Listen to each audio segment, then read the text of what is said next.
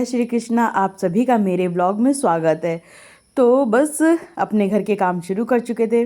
तो आजकल ना कपड़े सूखना बहुत ज़्यादा मुश्किल हो रहा है। तो जो कपड़े सूख चुके थे इनको सारे कपड़ों को फोल्ड कर देंगे और अलमीरा में रख देंगे, और जो कपड़े प्रेस करने वाले थे उनको एक साइड पे रखते जा रहे थे कि उनको प्रेस कर करके अलमारी में रख देंगे। इससे ये रहता है जब भी आपको कपड़े पहनना होता है तो कपड़े आपके प्रेस किए कराए रखे होते हैं। और दाल में सीटी आ रही है जो वॉइस ओवर कर रहे हैं।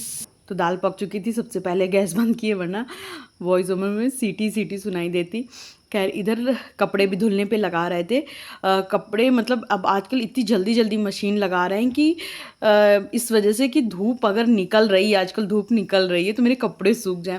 हालांकि धूप निकल खूब रही है, अच्छी निकल रही है, लेकिन धूप में ना नमी है जिसकी वजह से कपड़े अभी सूख नहीं रहे हैं। और वैसे भी जहाँ हम रहते हैं इसके कैंपस के अंदर, पूरे देहरादून में नमी नहीं है बट कैंपस के अंदर बहुत ज़्यादा नमी है। तो कपड़े ना बड़े देर से सूखते हैं।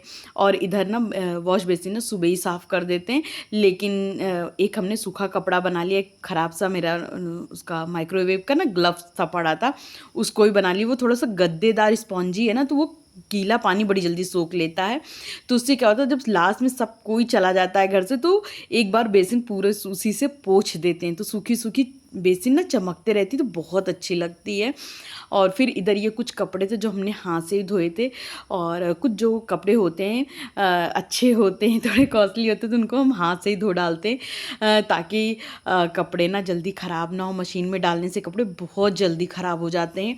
और फिर इधर आ गए थे किचन में और चढ़ा देंगे चाय। एक तरफ सॉरी चाय चढ़ा रहे थे, कह रहे थे आज ना वो था छुट्टी का दिन था, जो जन्माष्टमी के एक दिन पहले का ये व्लॉग है। तो हस्बैंड को चाहिए थी ब्लैक कॉफ़ी पीने के लिए, तो उनके लिए ना ब्लैक कॉफ़ी बनाए। और क्योंकि अभी आजकल ना मेरा एडिट करने का मन नहीं करता, इसलिए कब कहाँ कैसे व्लॉग जा रहे आ रहे पता ही नहीं चलता है। फिर उसके बाद ये जो ब्लैक कॉफ़ी इससे निकाले थे ना, तो इसको ना सील करके पूरा पैकेट रख देंगे, वरना पूरी कॉफ़ी ना जम जाएगी, पत्थर हो जाएगी। और क्योंकि बरसाती मौसम चल रहा है, अगर शीशी में भी निकालो तो भी जम जा रही है पूरी की पूरी कॉफ़ी। तो हमने ये पूरा पैकेट ही, ये मेरी सिस्टर ने हमें भेजा था, तो कॉफ़ी जितनी चाहिए थी निकाले और उसके बाद इसको सील पैक करके इसी तरह से रख दिए थे ताकि कॉफ़ी इसी तरह से अच्छे से चल सके। और इधर ये हस्बैंड को ब्लैक कॉफ़ी लेके जा रहे, तो आज से हमने भी ब्लैक कॉफ़ी पीना शुरू कर दिया है ताकि मेरा भी थोड़ा वेट लॉस हो। क्योंकि मेरे पास ऐसा होता ना कि कपड़े मेरे साइज़ के अब मिलना बंद हो गए, क्योंकि मेरा वेट ना 70 हो गया है। मतलब कहाँ 50 था, 50 से 60, 60 से 70, पता ही नहीं चलता कितनी जल्दी वेट बढ़ता है।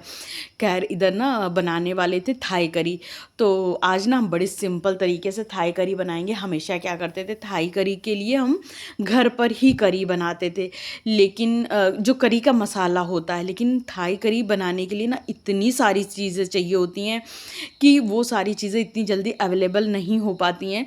तो हमने सोचा, मेरे हस्बैंड को थाई करी बहुत ज़्यादा पसंद है, तो जब भी हम बाज़ार गए ना तो ये ग्रीन करी का पूरा हमें ये थाई मिल गया करी था, बनाने पाउच के लिए मिल गया सबसे था, तो पहले तो हम गाजर ले लेंगे छोटी और छोटी, क्योंकि इधर हम कुछ काट के फ्रीज वेजीज थी कर जो लेते, कि मेरे हम पास रखी हुई थी। कटिंग चॉपिंग करके गाजर फ्रिज है, में ही शिमला रखते हैं। मिर्च है, तो बीन्स ये है आप कुछ और खा ये रहे थे, कॉर्न है, ये गाजर सिर्फ है, कोकोनट मिल्क। बीन्स थी, शिमला मिर्च और कॉर्न थे, और जो भी आपके पास वेजीज हो वो आप इसमें डाल सकते हो। तो सबसे पहले देसी घी डाले पैन में, और फिर उसके बाद सारी वेजीज डाल के इसको इस तरह फ्राई कर लेंगे। तो सारी वेजिटेबल बहुत ही हल्का सा रोस्ट कर लेंगे, और रोस्ट करने के बाद इसको एक बाउल में निकाल देंगे। और ये देखिए जो ग्रीन पेस्ट मिला है वो ये है थाई करी का। अब क्या है ना, जब भी मेरे हस्बैंड का मन होगा तो फटाफट करी बना दिया करेंगे, वरना क्या होता था पहले उसकी सारी सब्जियां इकट्ठा करो तब बनानी होती, तो इतनी जल्दी मिलती भी नहीं है। तो इस वजह से ये पाउच हमें मिल गया, हमें इतनी खुशी हुई। और अब तो मतलब जल्दी जल्दी बना दिया करेंगे। इनको थाई करी बहुत ज़्यादा पसंद है मेरे हस्बैंड को। खैर उधर का थोड़ा सा काम किया, और इधर कुछ बर्तन थे जो फैल गए थे, तो इनको हम धुल के रख देंगे। जैसे मतलब हर चीज़ हाउस हेल्पर से नहीं धुलवा सकते हैं ना। और ये जो छन्नी है इसको भी हम खुद से ही धुल के रखते हैं, कि मेरी हाउस हेल्पर जो छन्नी धोती है ना, वो पता नहीं कैसे धोती है, उसमें ना सारे गंदगी लगी रह जाती है। तो हमने अब सोचा है कि छन्नी मतलब अब क्या, हमेशा से छन्नी हम खुद से ही धुल के रख देते हैं। और इधर जैसे ये अदरक लहसुन का पेस्ट बनाए थे, इसको भी खुद से हम तुरंत के तुरंत धुल के रख देते हैं, क्योंकि इसका ना पूरे दिन ही काम लगता रहता है। और इसको फिर नाली में डाल दो या पड़ा रहने दो बर्तनों के पास, तो मतलब कचरा सा फैलता रहता है। तो इधर फटाफट से एक मेरे पास ये ना ये टिफ़िन लेके आए थे, जब मेरी शादी के बाद तुरंत गए थे ना, तब हमने ये टिफ़िन लिया था। तो इसका ना टिफ़िन तो यूज़ में आ गया, लेकिन अब एक्चुअली क्या था, टिफ़िन मेरे एक तो मेरे मायके में रह गया था, तो वो वहाँ खो गया, पता नहीं कहाँ चला गया। और एक मेरे पास है, तो और एक प्लास्टिक का, तो उसको हम यूज़ नहीं करते, तो उसका कवर एकदम नया रखा था। तो उसके कवर को हमने धो लिया है, और अब इसमें ना कुछ सामान रख लेंगे। तो इसी तरह से हम करते हैं, मतलब ज़्यादा ऑर्गेनाइज़र लेने के चक्कर में नहीं पड़ते। जो भी मेरे पास घर में होती हैं ना डब्बे वब्बे, उसी से हम ऑर्गेनाइज़र बना लेते। जैसे ना जब आपके घर में फेस्टिवल होते, तो वो सोहन पापड़ी के खूब सारे डब्बे हो जाते, तो उनको हम कभी भी नहीं फेंकते, कभी नहीं फेंकते, मेरे पास खूब सारे हो जाते हैं। और वो उनको जब इस्तेमाल करो ना, तो वो टूटने लगते हैं।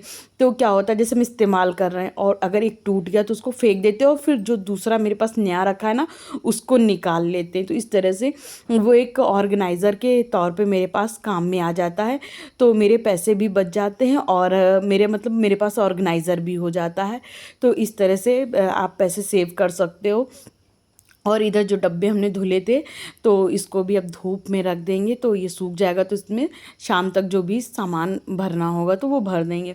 और नहीं भी भरना होता है तो भी हम क्या करते हैं, डब्बे धुल धुल के रखते जाते हैं। जब राशन लाते हैं और एक्स्ट्रा राशन हो जाता है, तो फिर इन्हीं धुले हुए डब्बों में पैक करके रख देते हैं, तो तुरंत के तुरंत हमें डब्बे धुलने नहीं पड़ते हैं। और फिर आ गए थे इधर करी बनाने के लिए, क्योंकि हस्बैंड पूजा कर रहे थे ना, तो फिर थोड़ी देर के लिए रोक दिए थे। क्योंकि जब पूजा कर मतलब ये थोड़ी सी तुरंत की तुरंत बनी हुई अच्छी लगती, वरना जो वेजिटेबल्स हैं ना, तो वो सॉगी हो जाती हैं, और उनका जो क्रंची टेस्ट होता है वो चला जाता है। अब ये देखिए, हमने इसमें पैन में डायरेक्टली कुछ भी घी भी नहीं डाले, और डाल दिए थे कोकोनट मिल्क। कोकोनट मिल्क डालने के बाद इसमें सिंपली वो डाल दिए थे, जो करी का मसाला लाए थे वो डाले, उसको थोड़ा सा मतलब चलाए, और उसके बाद जो भी वेजीज स्टर करके रखे थे ना, उनको डाल दिए। अब ये देखिए कितनी सिंपल हो गई, वरना ये बहुत झंझटी, इसकी रेसिपी बहुत ज़्यादा मतलब लंबी है। इसका सामान लाना, फिर पीसना, कटिंग चॉपिंग करना, सब बहुत लंबा है। लेकिन ये टेस्ट के लिए तो इंसान कुछ भी करता है। लेकिन जब से हमें ये करी मिल गई, जो ये पेस्ट मिल गया ना, तो कितनी जल्दी बन गया, मैं तो बड़ी खुशी हो रही थी। फिर उसके बाद ये ना थाई करी राइस का ही कॉम्बिनेशन है, अगर आप रोटी के साथ खाओगे ना तो अच्छा नहीं लगेगा। तो इनको फटाफट से मतलब राइस के ऊपर एक ये बोल तैयार कर दिए थे, कि मतलब थाई करी के संग में राइस थाई करी करके खा लेंगे। और जो सामने पैन देख रहे हैं ना, तो वो कोकोनट मिल्क था ना, वो ही हम पिघलने के लिए रखे थे, क्योंकि फ्रीज़र में डाल दिया था ना, पूरा बर्फ़ जम गया था। तो उसको गर्म पानी में डाल डाल के पूरा पिघलाए थे, और इस तरह से देखिए कितनी खूबसूरत लग रही है। फिर हम दोनों ने थाई करी खाया, थोड़ी देर रेस्ट किया। फिर उसके बाद ना हल्की सी भूख लगी थी, तो फिर भुट्टा भून लिए थे हम लोगों ने।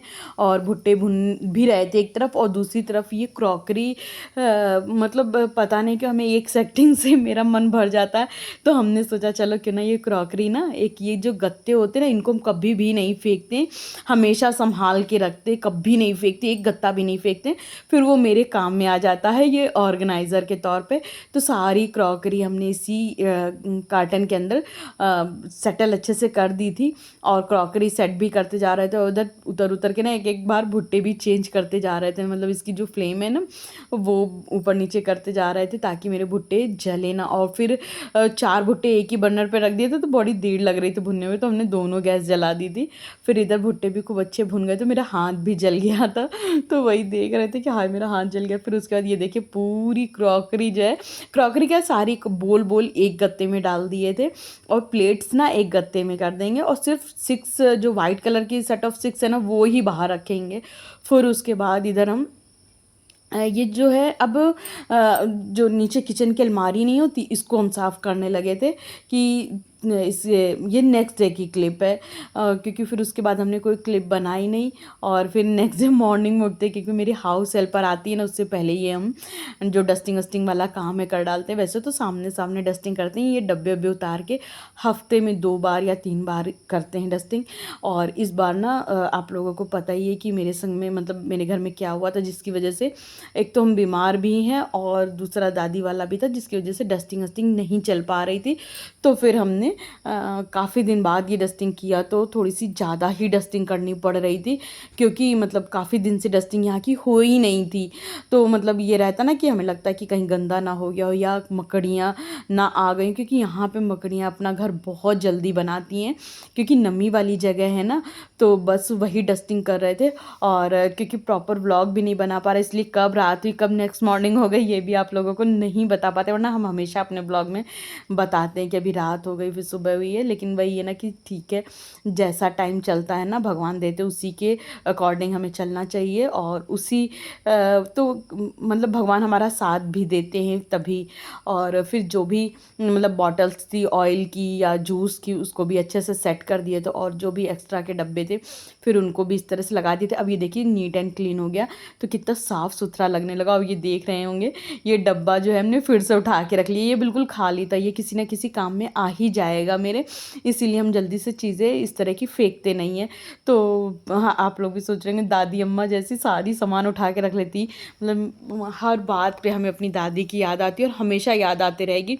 मेरी अम्मा ना मतलब कपड़े की जो कतरन होती थी ना, वो भी नहीं फेंकती थी, कभी नहीं फेंकती थी, और फिर उसको यूज़ कर लेती थी, कहीं ना कहीं वो यूटिलाइज़ हो ही जाता था कतरन।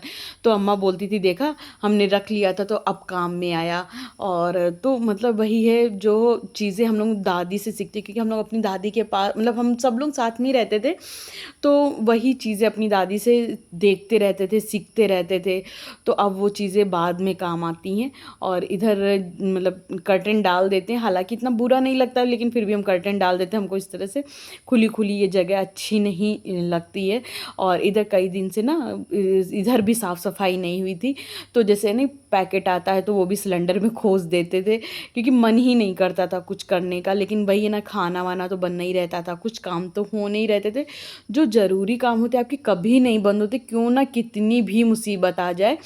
फिर उसके बाद तो यहाँ गंदगी फैलते फैलते फैल गई थी, और ये अचार की खूब बड़ी शीशी थी जो कि इसके नीचे कहीं एडजस्ट ही नहीं हो रही थी। तो इसको हमने टंकी के ऊपर लिटा दिया था कि इस तरह से एडजस्ट हो जाए, तो कम फैलान भी लगे और कम जगह में ज़्यादा सामान अच्छे से रख जाए। और फिर उसके बाद इस अलमारी का नंबर लग गया था। कभी कभी ये सामने कर्टन के सामने से दिखती थी, बहुत ज़्यादा बुरी लगती थी। और जैसे टमाटो केचप ख़त्म हो गया था, वो भी पैकेट इसी तरह से रखा था, तो वो सब हटाया। हालांकि इसमें कुछ एडजस्ट नहीं करना था, सामान वामान तो ठीक से ही रखा था, मगर वही है ना धूल धक्कड़ जमा हो जाती है, तो उसको सही किए, साफ़ सुथरा एकदम किए।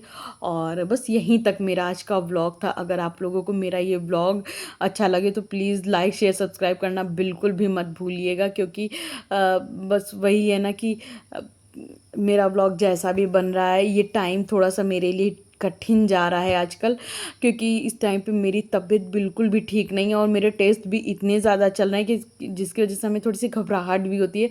पता नहीं क्या टेस्ट में निकल आए, क्या नहीं निकल आए, तो ये हमें थोड़ी सी घबराहट रहती ही है हमेशा, क्योंकि आजकल कुछ नहीं कह सकते कब किसको क्या बीमारी हो जाए। तो उसकी वजह से ना मेरे व्लॉग मतलब तबीयत ना ठीक होने की वजह से, और मतलब 2-3 रीज़न है जिसकी वजह से व्लॉग प्रॉपर और अच्छे से नहीं आ पा रहा है, तो थोड़ा सा आप लोग एडजस्ट करना। और इसी के साथ हम अपने ब्लॉग का एंड यहीं करेंगे। और गाइज़ आप लोग कमेंट करना बिल्कुल भी मत भूलिएगा, क्योंकि आप लोग जब कमेंट करते हो तो हमें और ब्लॉग बनाने का अंदर से मन करता है कि हाँ नहीं व्लॉग बनाएं। और हमें व्लॉग बनाना अच्छा भी लगता है। जब हम किसी और के व्लॉग देखते थे तो हमें बड़ा अच्छा लगता था, हमें लगता था कि हम भी इस तरह से व्लॉग बनाएं, ये करें वो करें।